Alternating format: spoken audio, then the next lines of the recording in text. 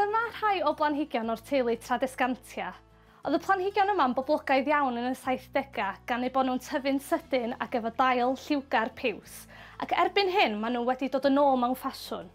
Fan hyn mae gennau 4 math o Tradescantia, sef y Tradescantia Nanook, yr Spatheicia, yr Tradescantia Zebrina a'r Tradescantia Zebrina Quadricolor.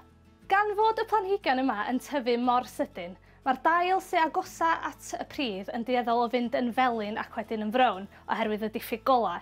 Be sydd angen ei wneud ydy tynnu'r dail brown oddi ar y planhigion ac wedyn creu toriadau mwyn creu tyfiant iach newydd.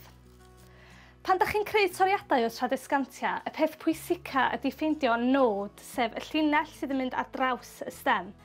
Dyma lle mae gwreiddiau newydd yn ymddangos ac felly mae'n hanfodol cael nhw mwyn creu tyfiant newydd.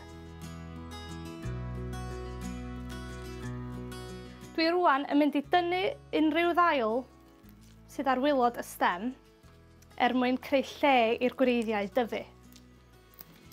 Felly, rwan y pridd.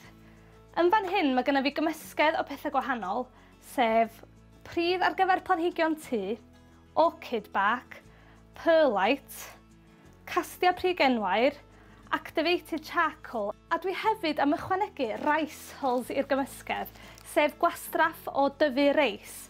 Mae hyn yn ffordd gynaliadwy o wneud y pridd yn fwy ysgafn.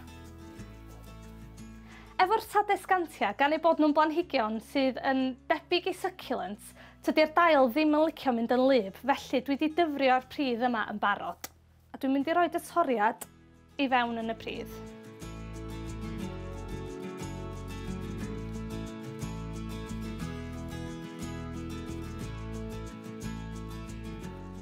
A na ni, felly fedrwch chi wneud hyn sawl gwaith i greu planhigyn trwchus fel hyn.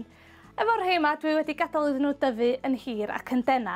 Felly mae yna sawl ffordd o wneud o, ond maen nhw hefyd yn edrych yn ddel iawn ar ben eu hunan.